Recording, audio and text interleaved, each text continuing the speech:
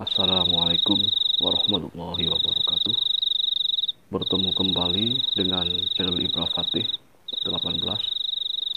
Saat ini kita akan berdiskusi tentang sejarah Syekh Siti Jenar. Saya sudah memegang sebuah buku yang berjudul Pengakuan-pengakuan Syekh Siti Jenar yang ditulis oleh Argawi Kandito, diterbitkan oleh Elkis Yogyakarta, di mana Argawi Kandito ini adalah, menurut pengakuannya, adalah seorang pemuda yang diberi keistimewaan oleh Allah untuk bisa mewawancarai ruh orang yang sudah wafat. Dalam buku ini, Argawi Kandito mengaku telah mewawancarai roh Syekh Siti Jenar. Oleh karena itu, dalam buku ini berisi kritik tentang sejarah Syekh Siti Jenar seperti yang telah kita dengar selama ini. Di masyarakat Jawa telah beredar cerita tutur bahwa Syekh Siti Jenar adalah salah seorang wali yang hidup pada masa Wali Songo. Akan tetapi sejarah Syekh Siti Jenar ini penuh dengan kontroversi. Mulai dari asal usul beliau, ajaran beliau sampai kewafatan beliau, itu sangat kontroversial sekali. Seperti yang Anda tahu bahwa Syekh Siti Jenar berasal dari cacing. Ketika itu Sunan Bonang memberikan wejangan kepada Sunan Kalijogo, wejangan ilmu rahasia, ilmu tauhid tingkat tinggi, maka agar tidak diketahui oleh masyarakat umum, maka wejangan-wejangan tersebut dilakukan di atas danau, di atas perahu.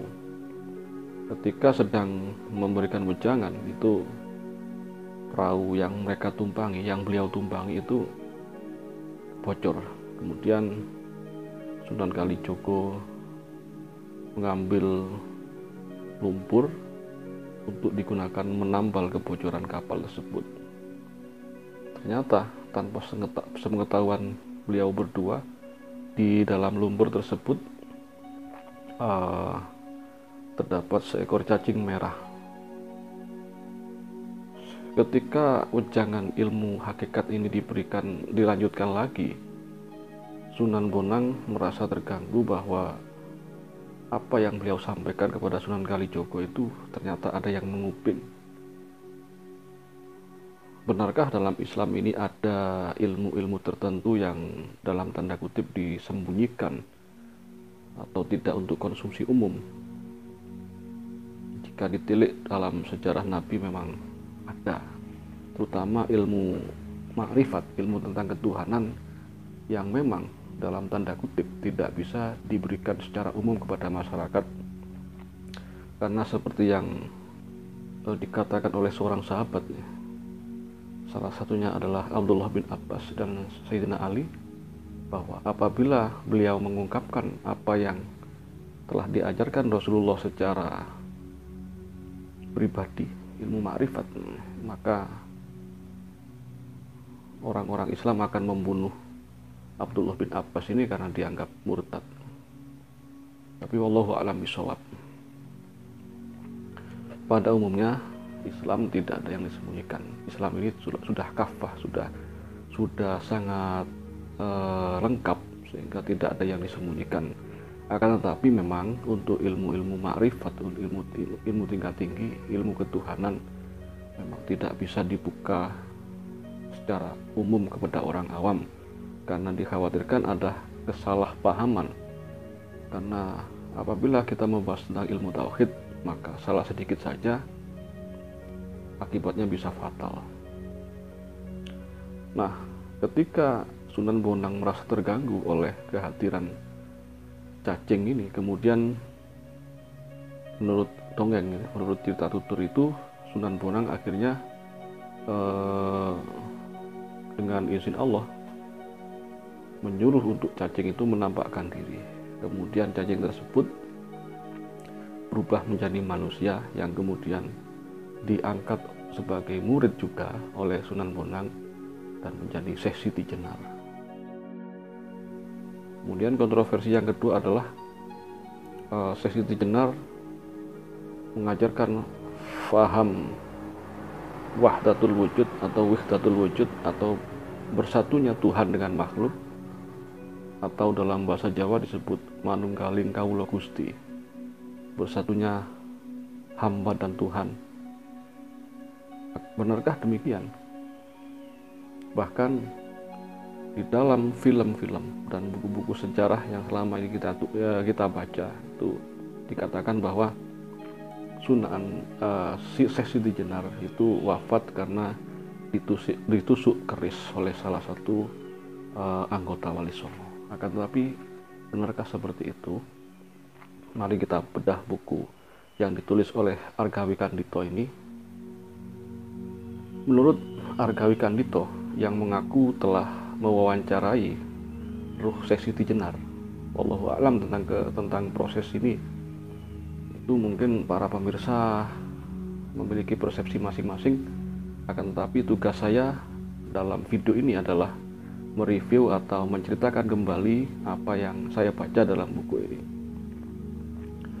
Menurut Argawi Kandito, yang menurutnya berdasarkan pengakuan Syekh Siti Jenar, Syekh Siti Jenar bukan berasal dari cacing merah seperti yang kita saksikan di film-film Wali Songo atau buku-buku sejarah. Syekh Siti Jenar adalah manusia biasa. Nama ayah beliau adalah Datuk Ismail, seorang ulama juga saudagar yang berasal dari negeri Malaka dan masih ada keturunan Cina. Sedangkan ibunya adalah asli Jawa yang ketika itu juga salah satu santri daripada Sunan Wali Songo. Syekh Siti Jenar ini menurut Argawi Kandito bernama kecil Abdul Hasan. Sedangkan di dalam novel Suluk Abdul Jalil, Ki Haji Agus Sunyoto mengatakan bahwa nama asli Syekh Siti Jenar adalah Abdul Jalil. Jika kita teliti, maka yang lebih pas dan lebih benar menurut tata bahasa adalah Abdul Jalil, karena kata Abdul dalam literasi Islam yang Abdul artinya berarti hamba itu harus disandarkan dengan Asmaul Husna atau asma-asma Allah, sedangkan Hasan bukan Asmaul Husna. Jadi ketika diklaim bahwa nama kecil Syekh Siti Jenar adalah Abdul Hasan, maka saya kira kurang tepat. Barangkali pemirsa pun punya anggapan seperti itu, karena Abdul Hasan artinya adalah hamba kebaikan. Kalau Abdul Jalil itu lebih masuk akal karena Abdul atau hamba disandarkan pada Asmaul Husna.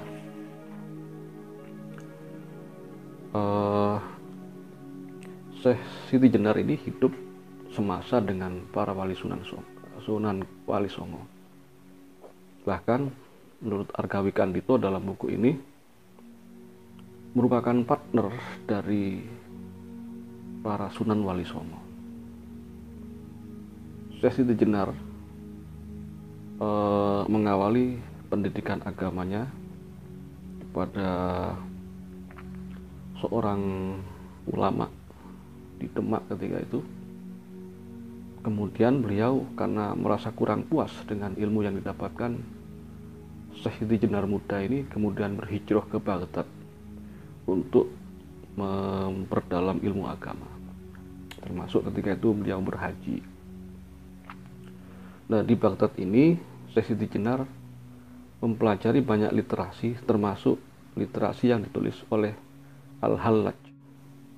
Seperti Anda tahu, Al-Hallaj adalah salah satu pengusung faham wihdatul wujud atau manunggaling kawula Gusti. Barangkali jika memang benar Syekh Siti Jenar ini mengajarkan faham hulul atau wahdatul wujud atau wihdatul wujud atau manunggaling kawula Gusti, maka bisa jadi karena terpengaruh oleh karya-karya Al-Hallaj ini. Beliau juga membaca karya-karya Ibnu Arabi, bahkan membaca juga karya Imam Ghazali, dan dari hasil membacanya itu selama di Baghdad,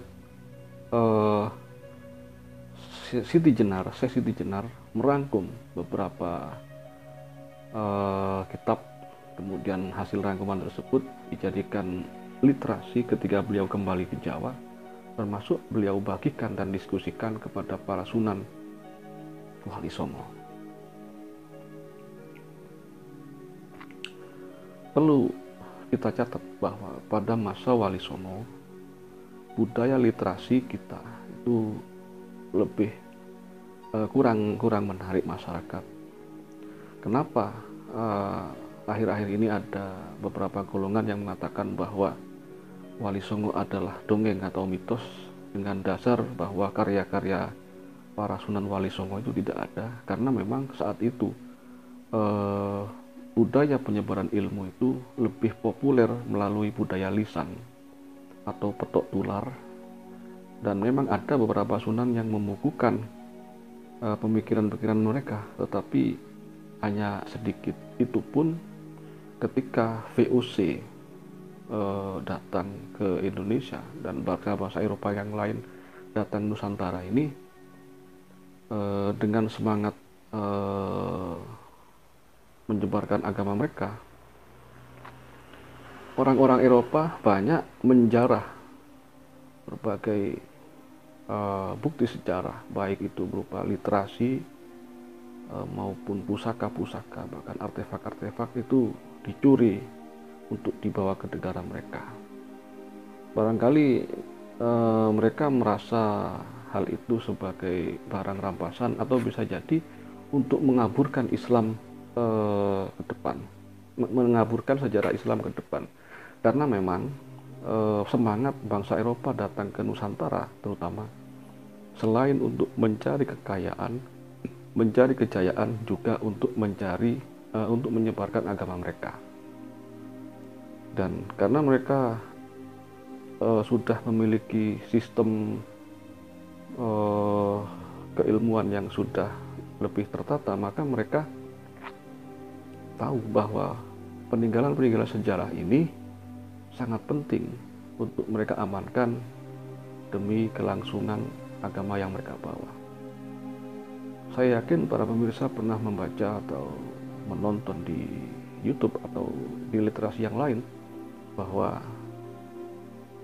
keris Diponegoro pun, keris Pangeran Diponegoro pun, insya Allah bernama keris Nogo Siluman, itu dicuri oleh penjajah Belanda dan baru saja dikembalikan kepada pemerintah Indonesia.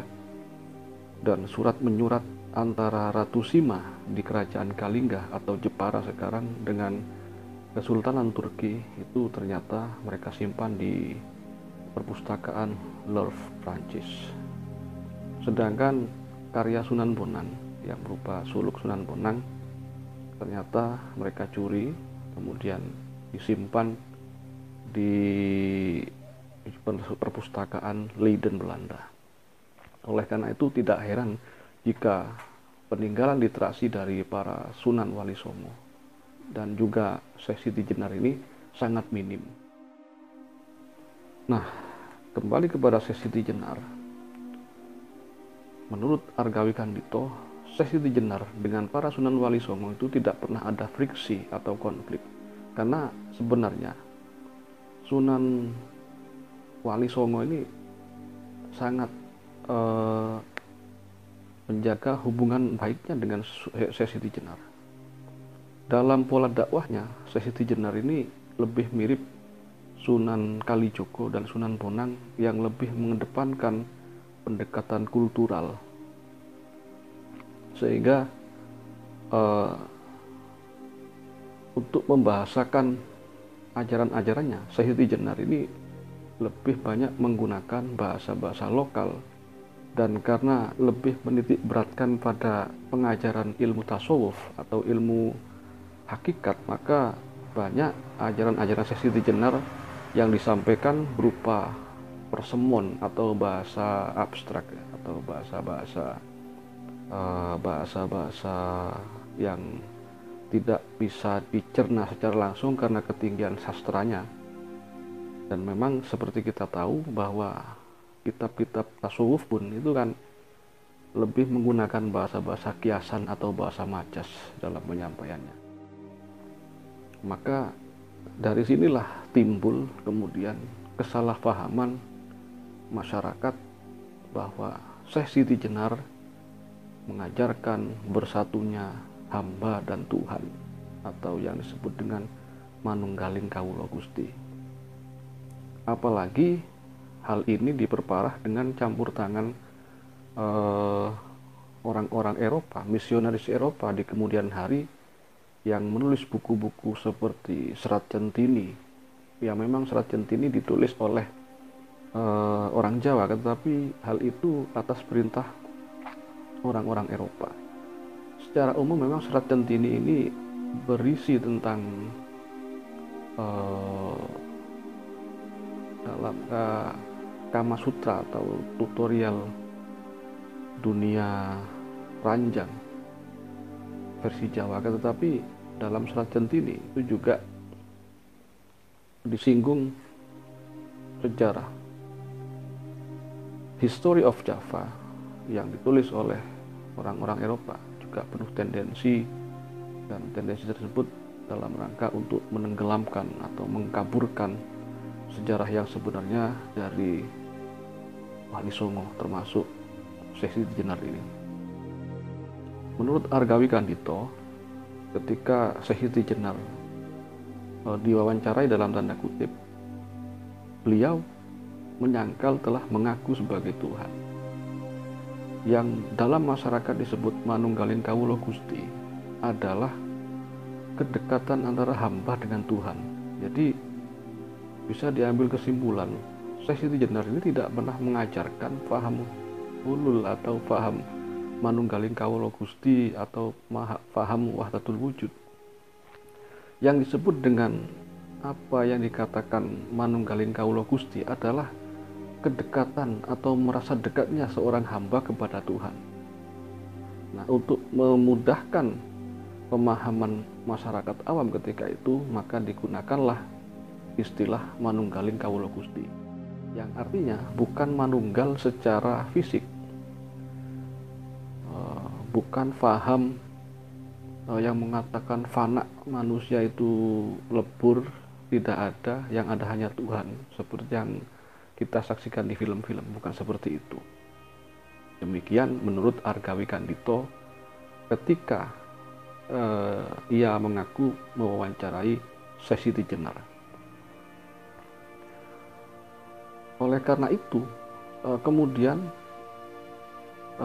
orang-orang dari aliran atau golongan Puritanisme yang mengusung paham pemurnian Islam sangat jengah dengan apa yang dilakukan oleh Syekh Siti Jenar ini. Menurut catatan Argawi Kandito dalam bukunya, bahwa saat itu orang-orang Yaman itu banyak berdatangan, terutama di daerah Kudus, kemudian di Demak juga, dan mereka menggembar-gemborkan paham pemurnian Islam. Salah satu yang dikritik adalah gerakan Wali Songo yang berdakwah menggunakan kultur Nusantara ketika itu, terutama Jawa, apalagi ajaran-ajaran yang disampaikan oleh Syekh Siti Jenar. Akan tetapi dengan kecerdasannya, Sunan Kudus yang awalnya menerima mereka ini kemudian merangkul mereka dan memanfaatkan potensi mereka yang ahli tenun dan ahli merajut, difasilitasi sebagai kekuatan ekonomi di kota Kudus saat itu. Dan pada akhirnya 90% orang-orang Yaman yang mengusung paham Puritanisme atau dalam tanda kutip aliran keras ini kemudian bisa ditaklukkan atas keluhuran budi dan kecerdasan dakwah Sunan Kudus. Akan tetapi di Demak,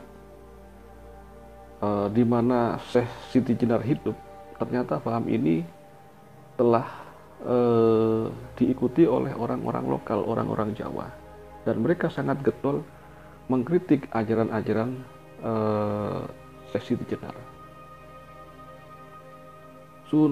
Sultan Demak ketika itu pernah dalam tanda kutip mengusir orang-orang Yaman yang mengusung faham Puritanisme atau pemurnian Islam karena banyak mengkritik ajaran-ajaran Wali Songo dan kebiasaan masyarakat Islam Jawa ketika itu. Akan tetapi pada akhirnya kelompok Yaman bisa juga diterima secara underground oleh masyarakat dan pada akhirnya berseberangan pihak, berseberangan posisi dengan Syekh Siti Jenar. Pada puncaknya mereka melakukan penggerebekan ke pesantren Syekh Siti Jenar, dan ketika Syekh Siti Jenar sedang mengajar kepada murid-muridnya, dan saat mengajar itu pun biasanya beberapa anggota Sunan Wali Songo juga berada di sana di majelis tersebut untuk memastikan bahwa apa yang diajarkan Syekh Siti Jenar ini tidak melenceng. Akan tetapi di saat kejadian penggerebekan tersebut tidak didapati salah satu sunan, karena mungkin beliau sedang ada agenda yang lain, karena proses Islamisasi ketika itu membutuhkan segenap daya, segenap kecerdasan, dan segenap upaya agar masyarakat Jawa ini bisa menerima Islam.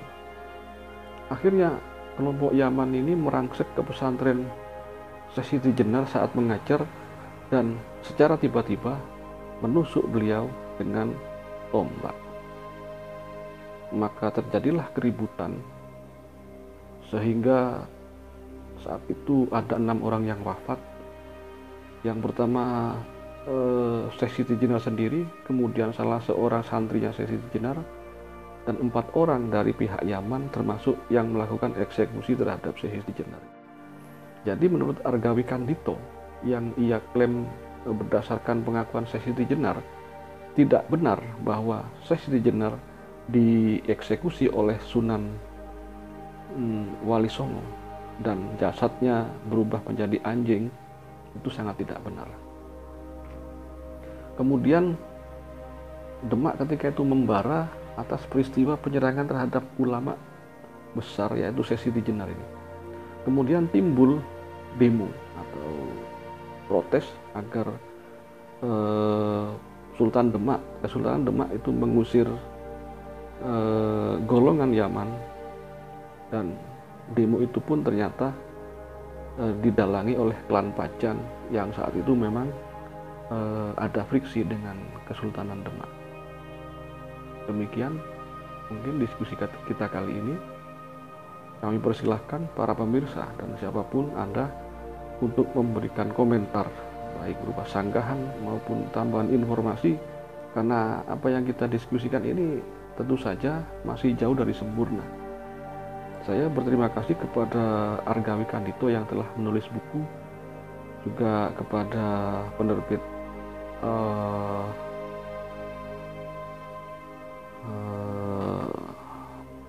Pustaka Pesantren atau Elkis Yogyakarta, dan juga tentu saja terima kasih kepada Yaya Agus Sunyoto yang telah menulis antologi novelnya yang berjudul Suluk Abdul Jalil. Demikian mungkin diskusi kita kali ini. Assalamualaikum warahmatullahi wabarakatuh.